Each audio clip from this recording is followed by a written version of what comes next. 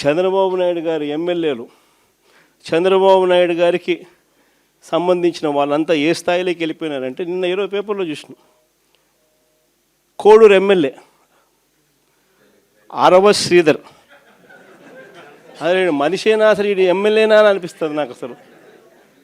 అసలు ఈ అరవ శ్రీధర్ అనేవాడు ప్రభుత్వ ఉద్యోగి అయిన ఒక అమ్మాయిని భయపెట్టి, బెదిరించి, రేపు చేసి, హెరాస్ చేసి, స్వయంగా ఆ అమ్మాయి తనకు జరిగిన అన్యాయాన్ని కూడా ఏకంగా సాక్ష్యాలు, ఆధారాలతో సహా బయట పెట్టింది.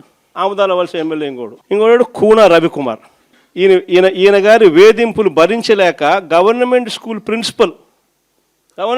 ప్రిన్సిపల్ ఆత్మహత్యా యత్నం చేసుకుంటే ఇప్పటి వరకు చర్యలు లేవు. సతివీడు ఎమ్మెల్యే కోనేటి ఆదిమూలం ఒక మహిళను బలాత్కారం చేసిన చివరికి ఆ అధికారిని ఉపయోగించి ఆ కేసునే క్లోజ్ చేయించుకుంటారు.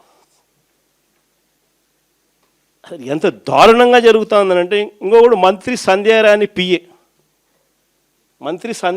పిఏ ఇంకొకడు తనను లైంగికంగా వేధిస్తున్నాడని మరొక ప్రభుత్వ ఉద్యోగి అయిన మహిళ ఫిర్యాదు చేస్తే అతన్ని వదిలేసి ఫిర్యాదు చేసిన ఆయమను జైల్లో పెడతారు.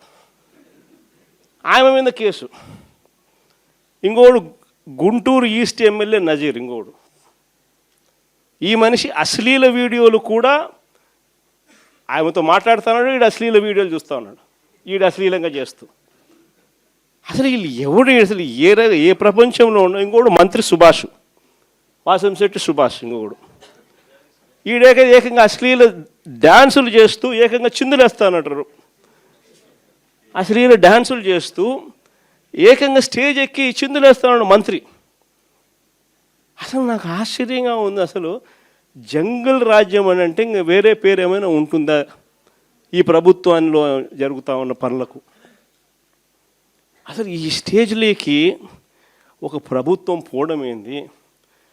దగ్గరుండి ఇట్లా టోళ్ళని తీసుకొని పోయి ఇన్సిడెంట్ జరిగితే భయము, భక్తి లేకపోకుండా మరుసటి రోజు జైల్లో పెట్టాల్సిన వాళ్ళందరినీ జైలు అనేది ఎలా ఉంటుందో చూపించాల్సింది పోయి, ఇలాంటిది ఏదైనా చేయాలంటే బొల్లులో భయం అనేది ఎలా ఉంటుందో చూపించాల్సింది పోయి, వీళ్ళందరినీ ప్రోత్సహిస్తాడు ఎవడు? వీళ్ళందరినీ ప్రోత్సహిస్తూ ఉండేది వీళ్ళు. సాక్షాత్తు దగ్గరుండి చంద్రబాబు నాయుడు, ఆయన కొడుకు, ఆయన ప్రభుత్వం. నిజంగా ఇలాంటి పాలనలో మనం ఉన్నాము, ఇలాంటి రాష్ట్రంలో మనం ఉన్నాము అని నిజంగా జంగల్ రాజ్యం అని అంటే ఇదే. విచ్చలవిడి అవినీతి కనిపిస్తూ ఉంది. ఎమ్మెల్యేల దగ్గర నుంచి, మంత్రుల దగ్గర నుంచి విచ్చలవిడితనం కనిపిస్తూ ఉంది. విపరీతమైన కరప్షను, పోలీసులు రెడ్ బుక్ రాజ్యాంగం. ఏ మనిషి తప్పు చేయకపోయినా కానీ దొంగ సాక్ష్యాలు, దొంగ కేసులు పెట్టి బెదిరిస్తూ ఉన్నారు, తీసుకొని పోతున్నారు, అరెస్టులు చేస్తూ ఉన్నారు. ఒకవైపున ఇవన్నీ, మరోవైపు చూస్తే ఎన్నికలప్పుడు చెప్పినటువన్నీ అబద్ధాలు, అన్నీ మోసాలు. మరోవైపున మంచి పథకాలన్నీ రద్దు.